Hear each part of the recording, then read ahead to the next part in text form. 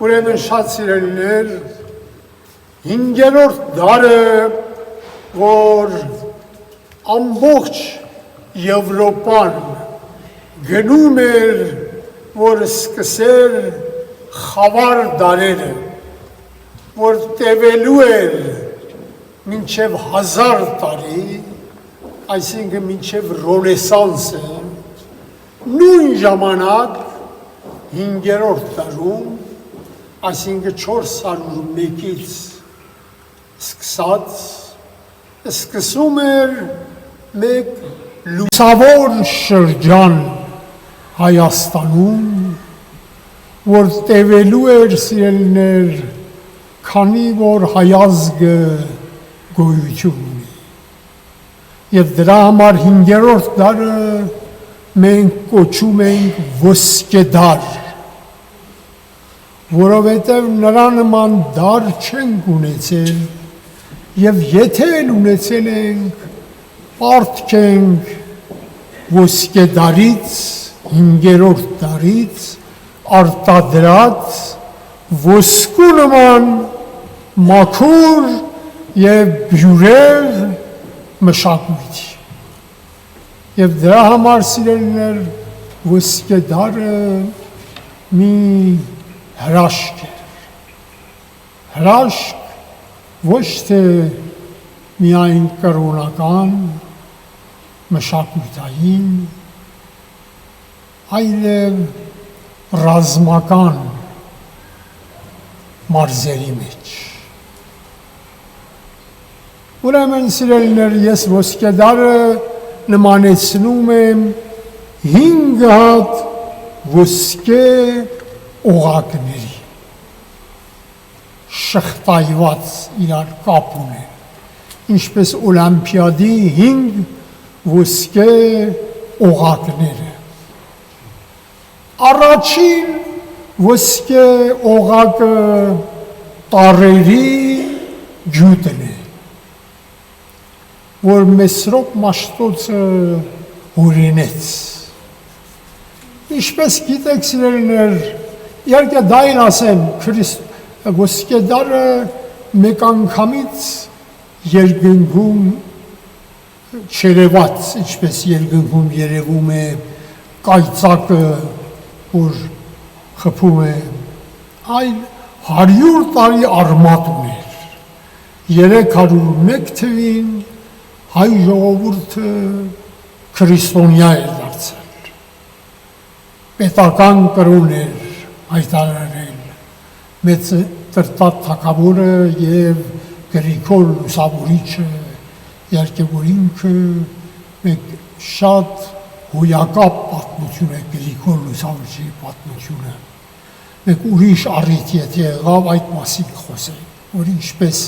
Պարսկաստանից եկավ։ Այո, մենք քրիստոնեությունը ունենք սիրելիներ Հայաստանում պարսիկների շնորհիվ, իհարկե պարթևական ցեղից։ Պարսկաստանում տիրում էին պարսիկները, պարթևները, մադերը, իլամացիները։ Ուրեմն մեկ գիրքը աշխատել եմ վրան, որ կարող եք ունենալ Հայաստանում է տպվել Պարսկաստանը Աստվածաշնչում։ Եվ երրորդ գլուխը Գրիգոր Լուսավորիչի պատմությունն է, որ Պարսկաստանից եկավ։ Եվ իր հոր արած վատությունը ասավ պետք է լավությունով հետ վճարեն,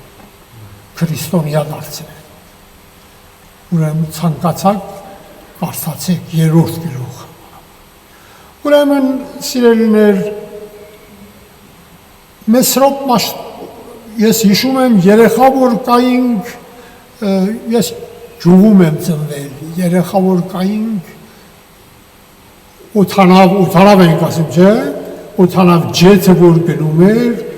սպիտակ հետքեր էր թողնում, ճիշտ է, ասում ենք երեխաներ այստեղից բալոն է անցել, բալոն ենք ասում, ջուղաբարբար բալոն ենք ասում։ Հիմա քրիստոնեությունն էլ որտեղ որ գնացել է, սպիտակ հետքեր է թողել, սպիտակ հետքեր։ Եվ Հայաստանում էլ որ մենք քրիստոնյա եղանք, լուսավորվեցինք, ուրեմն մեծն Ներսեսը, որ Գրիգոր լուսավորիչի թորներից էր, մեծն Ներսես Պարթևը դպրոցներ բացավ, աղքատանոցներ բացավ, ծերանոցներ բացավ, շատ հիանալի գործեր արավ։ Բայց դպրոցները հունարեն, պարսկերեն և ասորերեն էր։ Ուրեմն Մեսրոպ Մաշտոցը սիրելիներ ծնվեց 351 թվին, Հացեկաց գյուղում, Տարոն շրջանի Հացեկաց գյուղում։ Եվ մեծացավ մեծն Ներսեսի հետ ներողություն տղայի հետ Սահակ կաթողիկ, որ ապագայում դարձավ Սահակ կաթողիկոս։ Սահակի հետ միասին այդ դեպքում սովորեցին և երկուսն էլ լավ բարձր ուսում ստացան։ Այնպես որ Մեսրոպը եղավ Խոսրո թագավորի քարտուղարը և զինվորական էր։ Ուրեմն, բայց երբ զգաց, որ Աստված իրեն կանչում է դեպի քրիստոնեություն, դեպի ուրեմն ծառայելու, ուրեմն հանեց այդ զինվորական զգեստը, այս սև զգեստը հագավ և հոգևորական դարձավ։ Այնպես որ շատ զորավոր քարոզիչ էր, հրաշք գործող էր։ Դուք չգիտեմ լսել եք, թե Գողթան գավառում մեկ մեռելի հարություն տվեց։ Էդ իր զորությունով, Սուրբ Հոգու զորություն։ Դժբախտաբար չի ասվում։ Այո, Գողթան գավառը գրեթե դեռ քրիստոնյա չէր հասել այդ շրջանը։ Այդ շրջանը բոլորը քրիստոնյա դարձրեց։ Գողթան գավառը հիմա կոչվում է Նախիջևան։ Եվ ուրեմն, բայց Պարուսևա գեղեցիկ է ասում է ամեն աստար ներողություն, ամեն վերարկու ունի իր աստարը։ Վերարկուն քրիստոնեություն էր, որտեղ քարոզիչները հույներ էին և ասորիներ։ Հուներեն կարդում էին և քարոզում էին, բայց քարոզը իրենց ուզած քարոզներ, իրենց ձևովին քարոզում, հունական մշակույթ էին տարածում, ասորական մշակույթ էին տարածում։ Աստառը քրիստոնեությունը վերարկուն էր, աստառը ուրեմն հունական մշակույթ, ասորական մշակույթ։ Մեսրոպ Մաշտոցը մտածեց, որ քրիստոնեությունը արմատ չի գցի հայերի մեջ, միթե որ հայերենով կարդան։ Եվ գնաց Սահակ կաթողիկոսի մոտ այդ միտքը բաժանեց նրա հետ, նա էլ շատ ուրախացավ և գնացի միասին Վռամշապուհ թագավորի մոտ, Վռամշապուհն էլ որ Արշակունյաց տոհմից էր։ Արշակունյանները գիտեք են պարթևական Արշակունի աշխանի Արշակի ցեղի հայացած պարթևներին, երբ որ Պարսկաստանի Արշակ պարթևը ուրեմն Ալեքսանդր Մակեդոնացի ուրեմն հետևորդին դուրս արավ, հույներին դուրս արավ, ինքը Արշակունյան տոհմը հիմնեց Պարսկաստանում։ Իր եղբայրը Վաղարշին, որ պարսկերեն Բալաշ, Վաղարշին ուղարկեց Հայաստան։ Նա եկավ Հայաստանի Վաղարշ Աբադը, ինչ է կոչվում հիմա Էջմիածին, կրոնական անունը Էջմիածին, բայց քաղաքական անունը Վաղարշ Աբադ է։ Վաղարշ Աբադը կառուցեց, մայրաքաղաք դարձրեց և այստեղ Արշակունյան տոհմը հիմնեց։ Արշակունյանները Պարսկաստանում, Աշխանյանները Արշակունյանները Հայաստանում, Աշխանյանները Պարսկաստանում։ Երկուսն էլ մեկ պարթևական ցեղից էին։ Հայերը, բայց հայացած պարթևներ։ Ուրեմն սիրելիներ, Մեսրոպ իհարկե դա ասեմ 226 թվին չէին ուզում ասել այդ պատմությունը, բայց Գրիգոր Լուսավորիչը պատմում է կար համառոտ ասեմ 226 թվին Պարսկաստանում հեղափոխություն եղավ, Սասանյան տոհմը եկավ գործի վրա, Սասանի տղան Արդեշիրը Բաբական, Արտաշես Բաբականը Արշակունյանը Պարսկաստանի աշխարհյանների Արդավան 5-րդին սպանեց, ինքը թագավոր եղավ եւ Արշակունյան ուրեմն Սասանյան տոհմը եկավ Պարսկաստան։ Հայաստանի Խոսրո թագավորը երբ որ լսեց որ Պարսկաստանում իրեն հոր եղբոր տղային սպանել են, մեծ բանակ հավաքեց, հարձակվեց Պարսկաստան նոր հեղափոխություն եղել, չդիմացավ, փախավ Հնդկաստան, վերադարձին Արդեշիրուն ասավ, ով գնա Հայաստանի թագավորին սպանի, ես Բալխի թագավորությունը, նախարարությունը կտամ իրան։ Գրիգոր Լուսավորիչի հայրն ասավ, ես կգնամ։ Անակ պարթև է։ Եկավ եւ բայց Խոսրոն չգիտեր ինչ է պատմությունը։ Կարողացավ, որ Խոսրովին սպանեց։ Խոսրով վերջին շունչը բերանումներ ասավ, Անակն սպանեց։ Եվ Անակի 70 հոգով, որ իբրև ապաստան եկել են Հայաստան, այդ 70 հոգում սպանեցին, մենակ Գրիգոր Լուսավորիչի հոր եղբայրը կարողացավ 1 տարեկան Գրիգորին, որ անունն էր Սուրենա, պարսկերեն անուն է, հայերեն Սուրեն, Սուրենային վերցրավ, փախավ Կեսարիա, այնտեղ ամուսնացավ Սոֆյանու մոտ քրիստոնյա աղջկա հետ, քրիստոնյա դարձավ, Սուրենային կնունքի օրը անուն դրան Գրիգոր, որ նշանակում է պաշտպանված մեկը։ Եվ Գրիգոր երբ որ մեծացավ, ասավ պետք է գնամ հորս արած վատությունը քրիստոնեությունով հետ եկավ Տրտատ թագավորի Արխոսրովի տղան, որ Տրտատն էր, նրա ուրեմն քարտուղար եղավ եւ Տրտատը կարողացել էր պարսիկներին դուրս անել, ասավ ոչ ոք արժանի չի Անահիտին, Անահիտ Աստվածուհուն նվեր մատուցի, բացի Գրիգորն ասավ ես երկրպագում եմ Հայր, Որդի եւ Սուրբ Ոգի,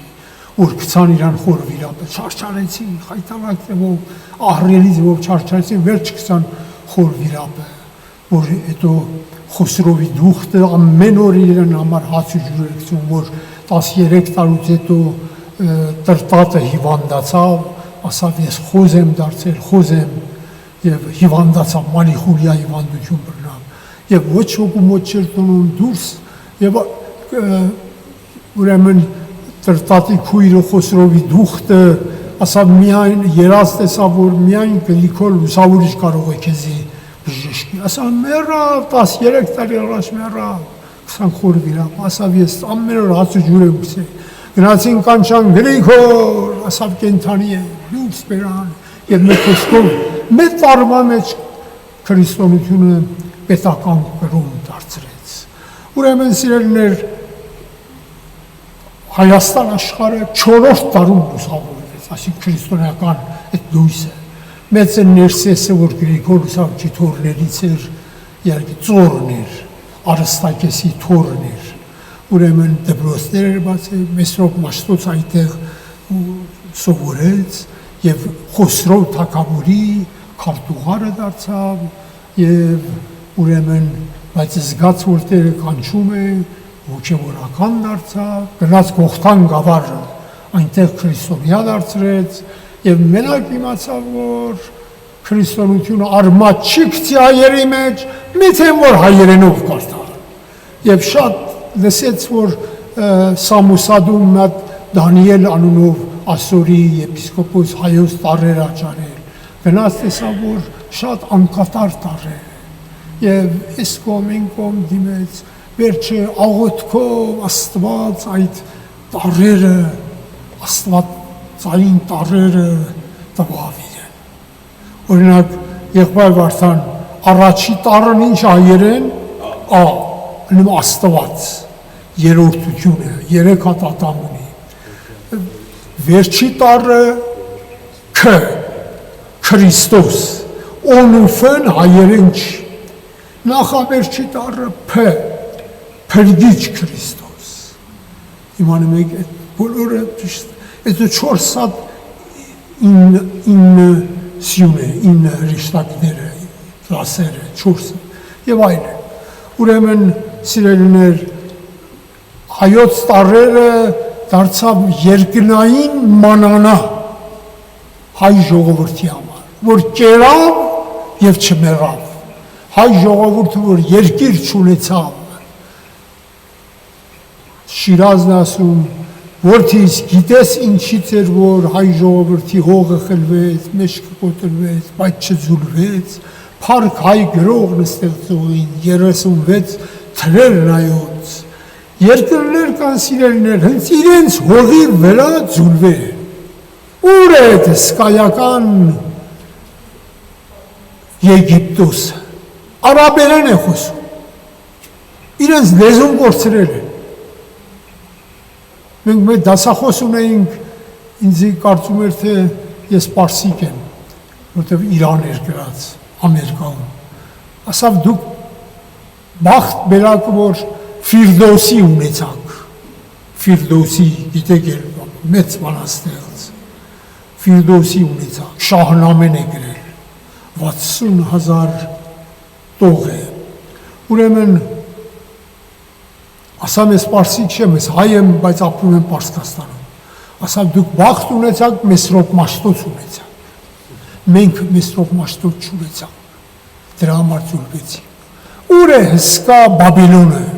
հենց իրանց հողի վրա արաբ դարձավ։ Ուր է Ասորստանը, չկա։ Ուր է Ֆինիղիեն, Լիբանանը, իրենց հողի վրա արաբ դարձավ։ Իրաք, արդյոք արաբ են, արաբ չէ, բաբելոնցի են, քալդիանز, սումերյաններն ուր են, ապրում են ճիշտ է հյուսիսային հարավային Իրաքում, բայց արաբ անեն, սումերին կորած են, բայց հայերը, որ ասել են, միշտ ասել են, որտեղ հաց այնտեղ կաց, հացեկաց գյուղում ծնված մի անձնավորություն, մեկ գործ արավ, որ հայը ճիշտ է, որտեղ հաց այնտեղ կաց, մնաց, հայ մնաց, սիրելիներ։ Ուրեմն սիրելիներ, առաջի ոսկե օղակը տարերի գյուտն է, 404 թվին։ Երկրորդ ոսկե օղակը Աստվածաշնչի թարգմանությունն է, Աստվածաշունչն է, որտեղ Մեսրոպ Մաշտոցի եւ Սահակ կաթողիկոսի առաջի գործը, որ արեցին, շատ հապճեպ ձևով Աստվածաշունչ թարգմանեցին։ Առաջի նախադասությունը գիտեք, ճանաչել զիմաստություն, խրատ իմանալս մանասանջար։ Հետո աշակերտներ ուղարկեցին Կոստանդնուպոլիս, Կեսարիա, Հռոմ միջև իսկ, Աթեն, նրանք գնացին, կրթվեցին, վերադարձան, ոսկե դարը կերտեցին։ Օրինակ, դրանցից քանիսը հիշեին, Մովսես Խորենասի, գնաց վերադարձավ, հայոց պատմությունը գրեց։ Չերթողահայր ենք ասում, այո։ Օրինակ Ղազարը փարպեցին, 4-րդ տարի պատմությունը գրեց, Եզնիկ կողբացին, Եղձ աղանդեցոց գիրքը գրեց, Եզնիկ կողբացին, որովհետև սիրելիներ, այո, կանդրադարձան մեկից հետո, կանդրադառնամ, օրինակ Կորիուն սկանչելին, որ Վարդանի ինչը գրավ, կյանքը գրեց, ներողություն, Մեսրոպ Մաշտոցի կյանքը գրեց, և Դավիթ անհաղթը, փիլիսոփայության մեջ անհաղթ էր, եւ Ղևոն երեց եւ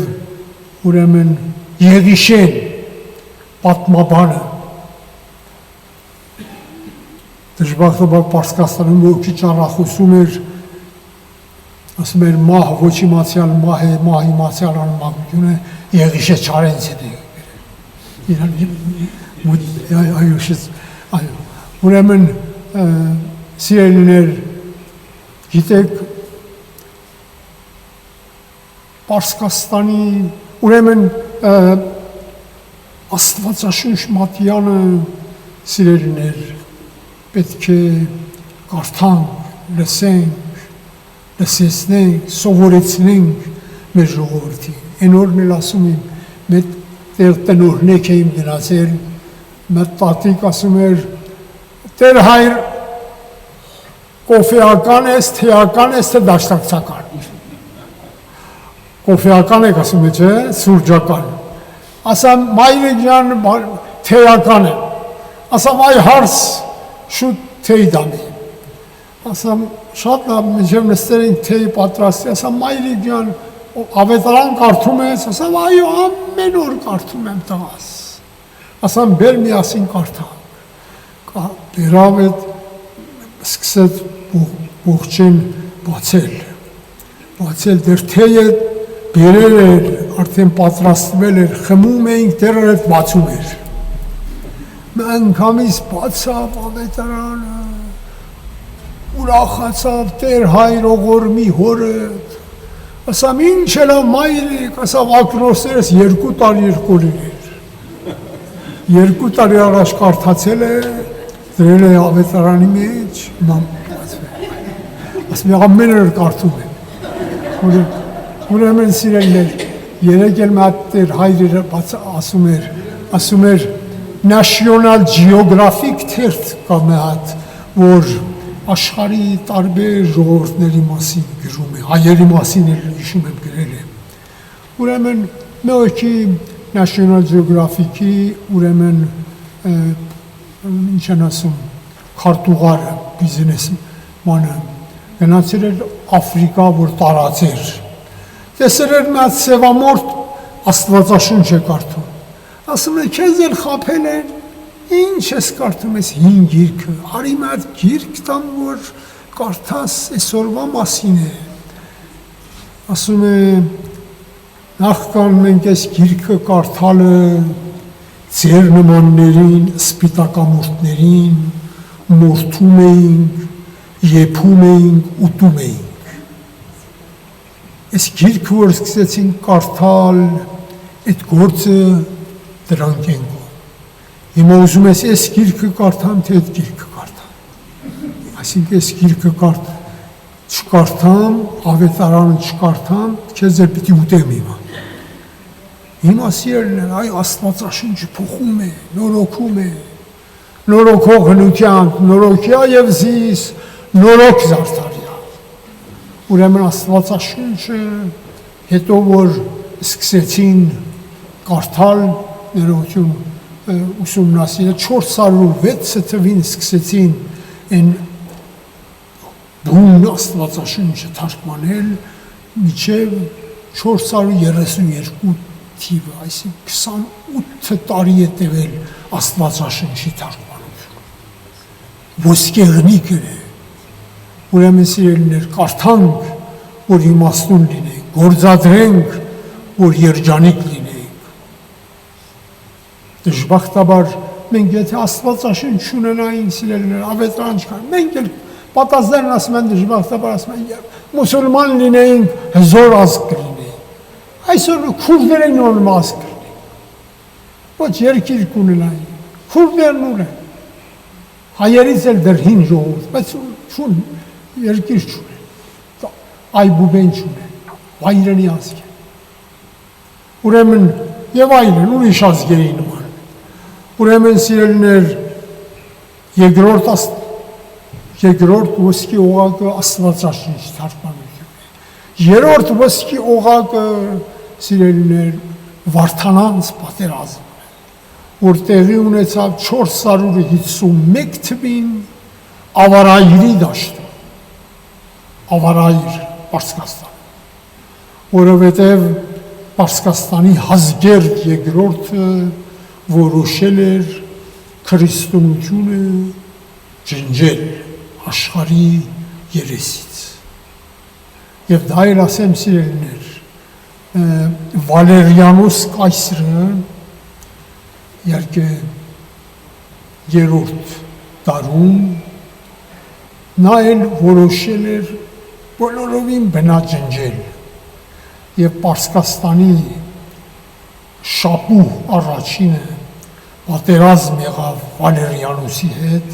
Վալերիանոսին հաղթեց եւ իրան գերի բերավ Պարսկաստան։ Դուք եթե գաք Աստծո Պարսկաստան մի օր թաղ է բոստան գնաք, կտեսնենք Վալերիանոս կայսրը ծնունդի է եկել շապու, թագավորի շապու առաջին թագավորի մոտ եւ աղաչում է։ Այո,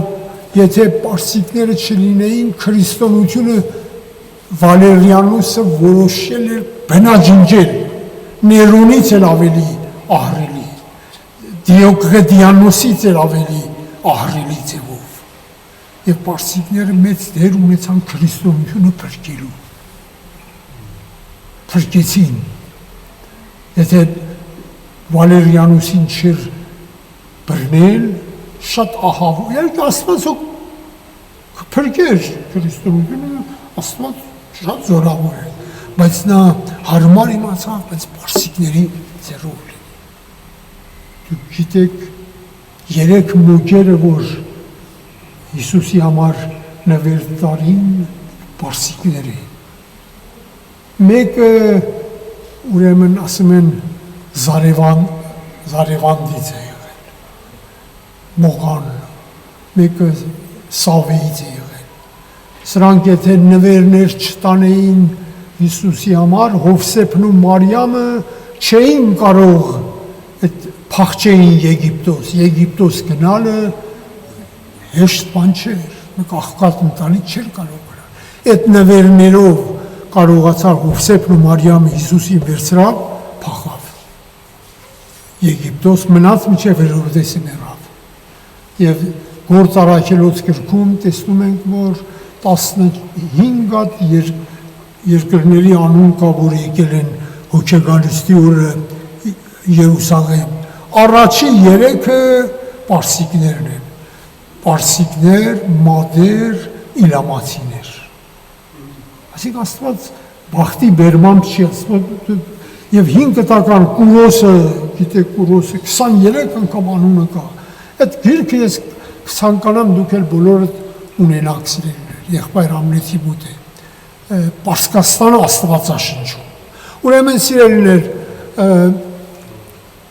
մենք ասել ենք 4-րդ օղակի, ճիշտ է։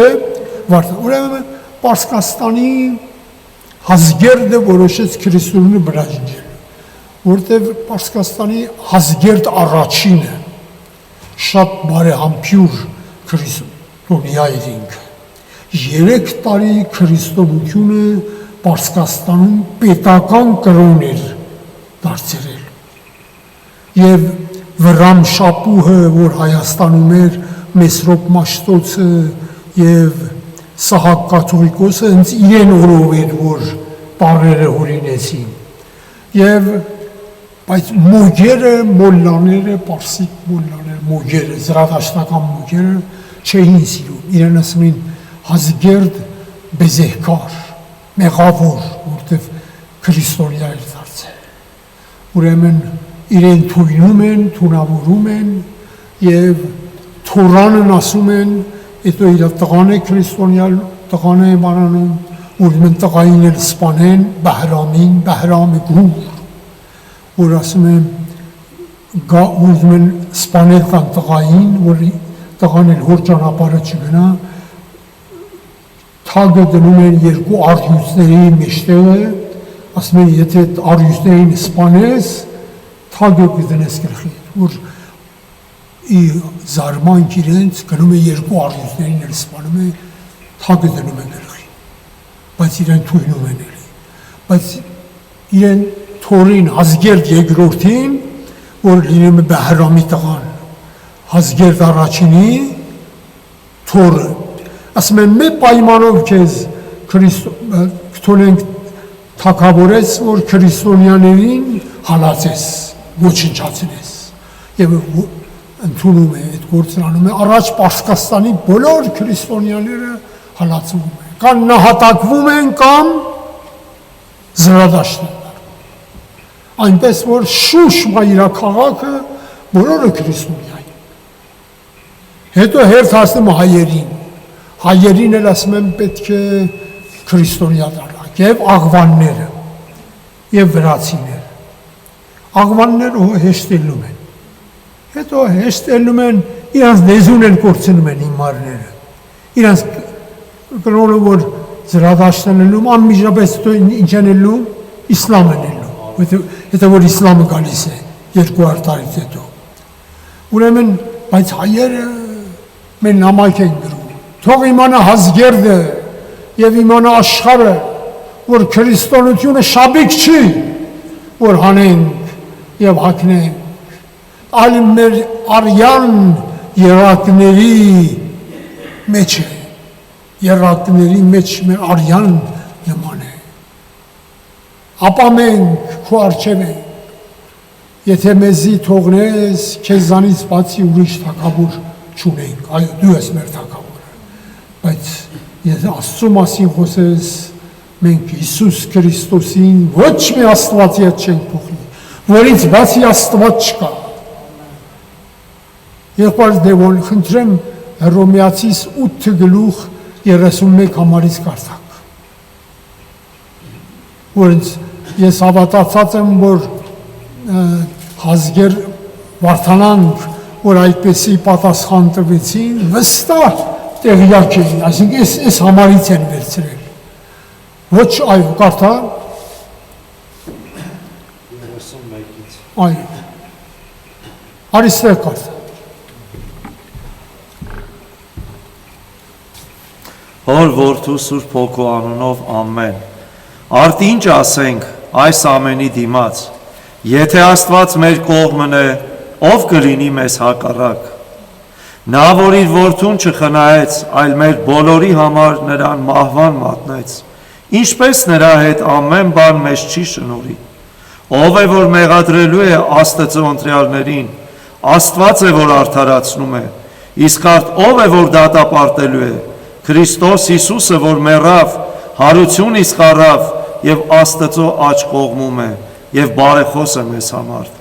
Արդ ով կարող է մեզ բաժանել Քրիստոսի սիրուց, նեղությունը, թե անցկությունը, թե հալածանքը, թե սովը, թե մերկությունը, թե վտանգը, թե սուրը, ինչպես որ գրված է, քեզ համար ենք մեռնում ամեն օր,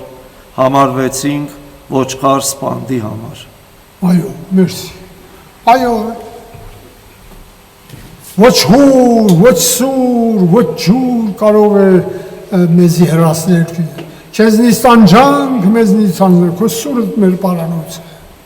Ուրեմն Վարդանանք, որ այսպեսի խիզախ պատասխան տվեցին, չեք կարծում, որ արդյոք տեղյակ են։ Նրանք իրենց կյանքը վրա տվին, որպեսզի կերտելու մեր հավատքը դեպի Աստված, եւ եթե այսօր մենք ունենք եկեղեցիներ, որ կարող ենք Աստծուն փառք տանք, նախ պարտք ենք Աստծուն, Գրիգոր Լուսավորիչներին, Պողոս Առաքյալներին, Վարդաններին։ Լսենք աշխարհականը,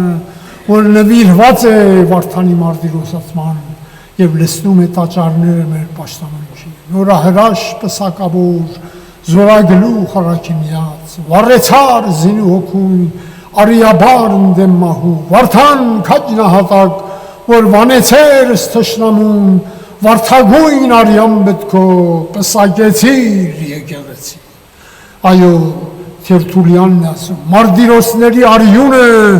եկեղեցու սերմ է դարձավ։ Այո, պարսիկները 300,000 զինվորներով հարձակվել, 300 հատ փիղ ունեին, ամեն փիղի շուրջը 1000 զինվոր, քանի 100 հատ կամ 1000 հատ ուղտերով, 2 սապատ ուղտերով, քարածուխը դնում են սապատների մեջտեղը, հասնում էր իրենց մորթունը խենթանում էին, այսինքն այդպեսի Եվ պարսիկ հայերը 66,000 խեղճերը ռամիկ ժողովուրդ գնացել էին, նրանք գիտեին, որ պետք է զոհվեն։ Հովսեփ կաթողիկոսը իրենց համար ավարայրի դաշտում պատարակ մատուցեց, բոլորը հաղորդվեցին, Ղևոն երեցը քահանաներ եւ խորեն եւ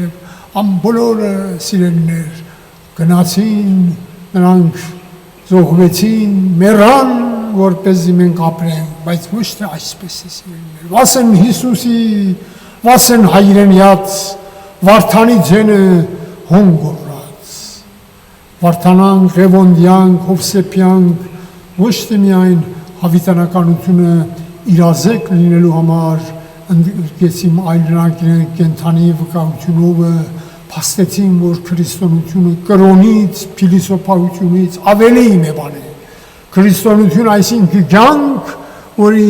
հիմնադիրը Հիսուսն ասավ, ես եմ հարությունը եւ կյանքը։ Նա որ ինձ հավատա, թեպետ մեռնի, պետք է ապրի։ Վարդանանք, Ղևոնդյանք հավատքով կապված ու մագնիսացած էին Քրիստոսի անձին, որովհետև այդպես նրանք չէին կարող ուրանալ, չէին կարող այդպիսի հավատքով մոտենալ Աստծուն։ Ուրեմն սիրելիներ, երրորդ ոսկի օղակը Վարդանանց պատերազմն է։ Իսկ ինչ է չորրորդ ոսկի օղակը։ Տեսնում եք, սրանք բոլորը 5-րդ տարում է պատահել։ Ուրեմն 404 տվին, 406-ից մինչև 432 թիվը, որ Աստվածաշունչ թարգմանվեց, 451 թվին եւ 4-րդ ոսկի օղակը 484 թվին նվարսակի դաշնագիրն է, որ հային տվեց կրոնի եւ խեղճի լեզվի ազատություն, որովհետև ճիշտ է Վարդանը եւ 1036 զոհերը հենց առաջի օրը նահատակվեցին, բայց կռիվը չդադարեց, այլ Աստվածահաճո Սուրբ Հոգին եկավ Վարդան Մամիկոնյանի եղբոր որդու վրա, Վահան Մամիկոնյանի վրա, Համազասպ Մամիկոնյանի տղայի վրա, Համազասպ Մամիկոնյանը Վարդանի եղբայրն էր, Սահականուշի տղաներն էին, Սահականուշը Սահակ կաթողիկոսի աղջիկն էր, այն ժամանակ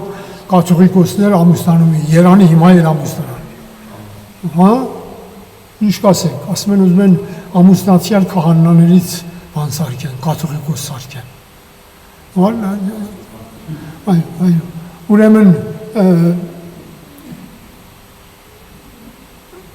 ինչ եմ ասում, եղբայրը Սահակ կաթողիկոսի թորներն էին, Սահականուշի երեխաներն էին, Համազասպ, Համայակ, Վարդան, ուրեմն Աստվածահաճո Սուրբ Հոգին եկավ Վահան Մամիկոնյանի վրա եւ Վահան Մամիկոնյանը կռիվը քաշեց սարերը, պատերազմը քաշեց, պարտիզանականն էր գալիս է պարթևական, պարթևները շատ քաջ կռվողներ էին, պարտիզանականը պարթի բառից է գալիս, պարթև, եւ 33 տարի այդպես պարտիզանական կռիվ ունեցան եւ Պարսիկը վերջը 484 թվին ծունգի եկավ եւ նվարսակ գյուղում գրվեց դաշնագիր, որ էլ խոստացան, որ էլ հայերի կրոնի այդ գործ ունեն։ Օրինակ երկու եղբայրը, եթե մեկը զրադաշտ դառնար, իրեն հոր հարստությունը բոլորը հասնում էր այդ զրադաշտ եղբորը, եթե կրոնը փոխեր, այդպեսի բաներ էին անում։ Եվ ուրեմն եւ 5-րդ տարում տեսնում ենք սիրելիներ, որ Վարդանը, որ այդպես պատասխան տվեց, մեր հոգեվորականությունը այն ժամանակ լեցված էր Աստվածաշունչ Մատյանը սովորեցնել իր զավակներին։ Նրանք սովորեցնում էին, ուրեմն մենք էլ եկեք սիրելիներ սովորեցնենք, որպեսզի նրանց նման վառ պահենք հավատքը։ Ուրեմն սիրելիներ, մեկ պատերազմ, եթե իսկապես մեկ պատերազմ, որ արդարացի պատերազմ է, դա վարդանանց պատերազմ է, որտեղ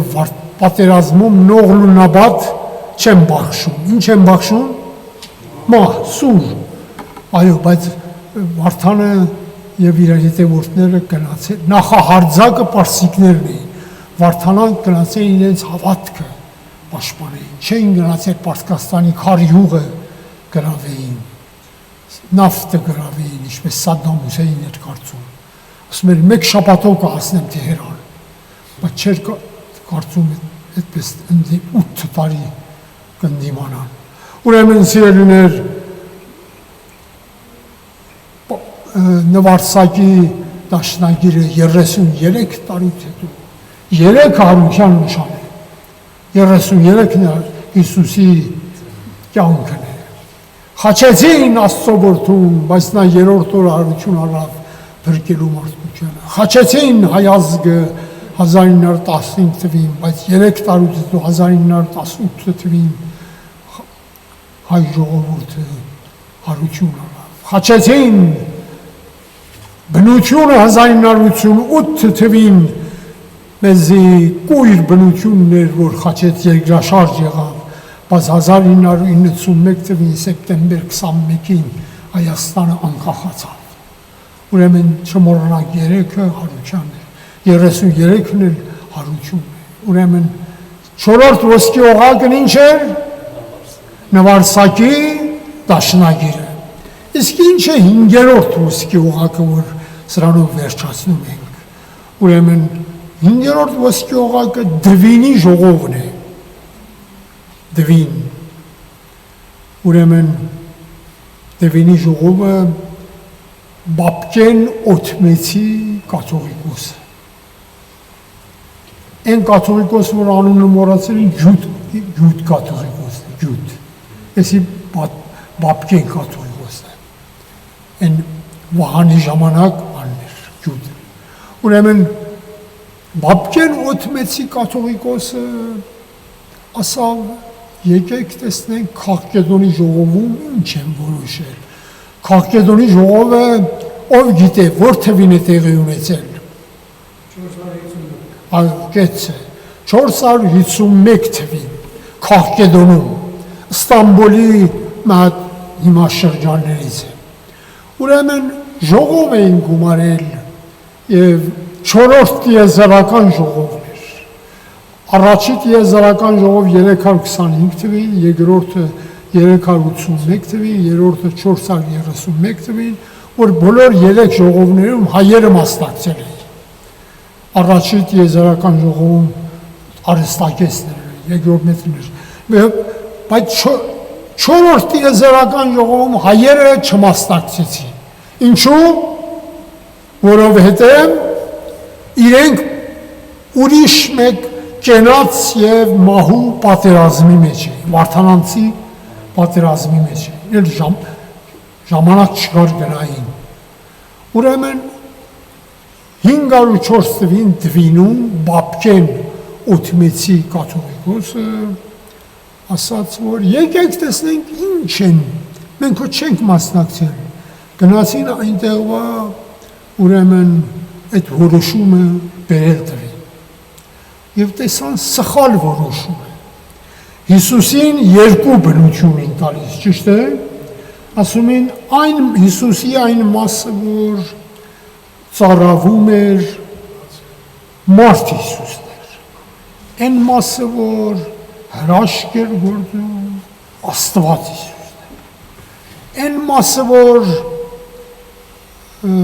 խաչվեց մարդ Հիսուսն էր, այն մասը, որ հարություն առա Աստված Հիսուսն էր, 2 բնություն են տալիս, բայց Բաբկեն Օթմեցի կաթողիկոսը և ուրիշ ուրեմն եպիսկոպոսները այս եզրակացության եկան, որ չէ, Հիսուսը մեկ բնություն,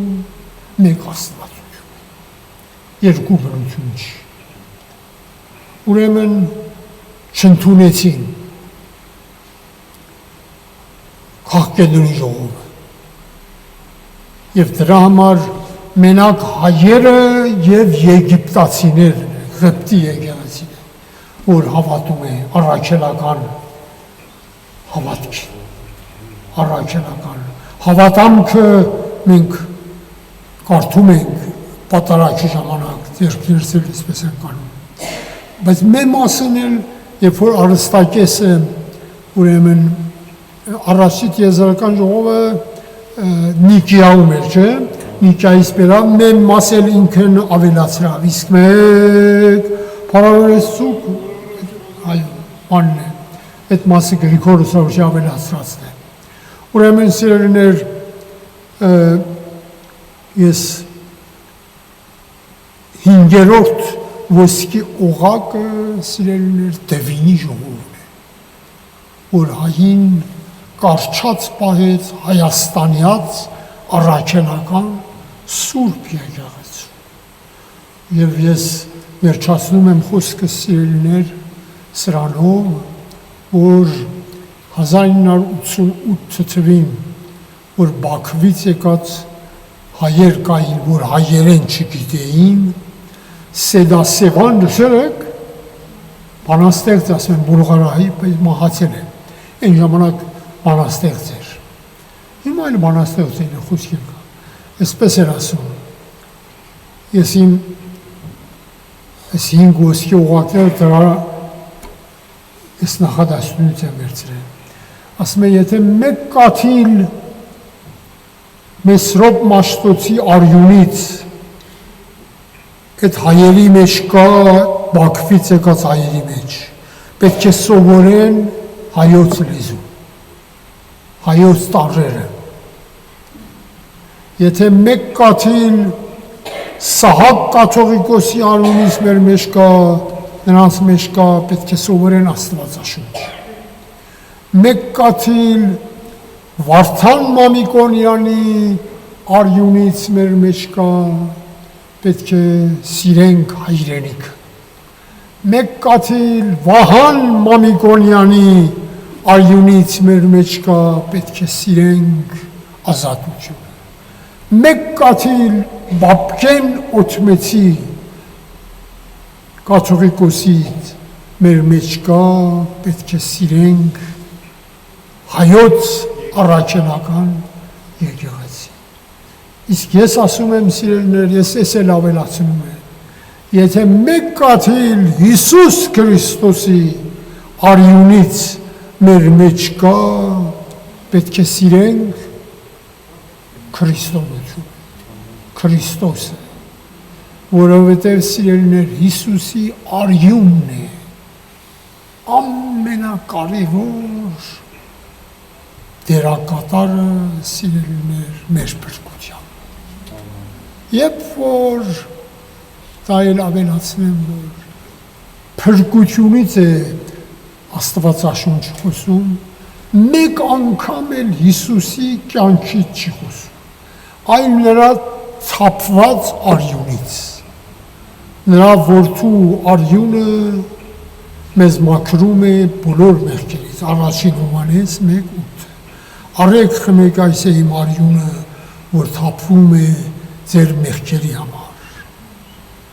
Կամ ասում է առանց արյուն թափելու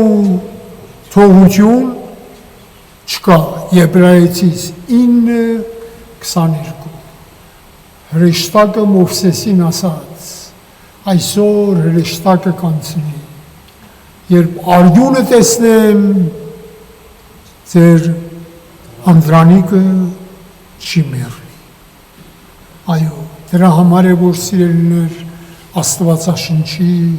ավետարանների 1/3-ը Հիսուսի վերջի շաբաթի մասին։ Օրինակ Մատթեոսի ավետարանը 28 գլուխ է, 20-րդ գլխից ավագ շաբաթն է։ Վերջի շաբաթ կոչվում է ինչ? Ավագ շաբաթ։ Մարկոսի ավետարանը 16 գլուխ է, 9-րդ գլխից սկսում է ավագ շաբաթը։ Ղուկասի ավետարանը 24 գլուխ է, 20-րդ գլխից սկսում է ավակ շաբաթ, իսկ Ղուկասի Հովհաննեսի ավետարանը 21 գլուխ է, 11-րդ գլխից սկսում է ավակ շաբաթ, ուրեմն ասում ենք ավետարանների սիրտը ավակ շաբաթն է։ Պատմվածները Պարսկաստանում կան, ասում են, իմանում եք ինչ համար Հիսուսի 12 տարեկանից մինչև 30 տարեկանը ոչինչ գրված չի, ասում ենք երեխային, ասում ենք չէ, ասում են որտև Հիսուսը 12 տարեկանում գնաց Հնդկաստան, աճպարարություն էր սովորում։ Հետ եկավ աճպարարություն էր։ Մենք էլ հավատում ենք։ Կոմունիստներն էլ խոսք են ասում իհարկե։ Աներն ու իշներն էլ ասում են, ամեն ժողովուրդ դժբախտաբար։ Միշտեր Հիսուսի ծնունդից երկու էջ է գրած, 12 տարեկանից 2 տող է գրած, 5-6 տող է գրած, մի անգամից ասում են 30 տարեկան։ 30 տարեկանից մինչև 33 տարեկանն էլ ավետարանների կեսն է, վերջի շաբաթը Հիսուսի արյան մասին է, ավակ շաբաթի մասին է։ Ուրեմն սիրելիներ, մեր նախնիկ 5-րդ տարում վստահ սիրելիներ մաքրվել էին Հիսուսի արյունով։ Նրանք արյունն էր, որ եկեղեցու սերմը դարձավ։ Եվ եթե այսօր ունենք մենք եկեղեցիներ, դա պարտք ենք սիրելիներ 5-րդ տարից կամ ավելի շուտ Հիսուս Քրիստոսի արյանը Գրիգոր Պողոս Արաքյանի քարոզչության, Գրիգոր Լուսավորչի եւ Վարդանների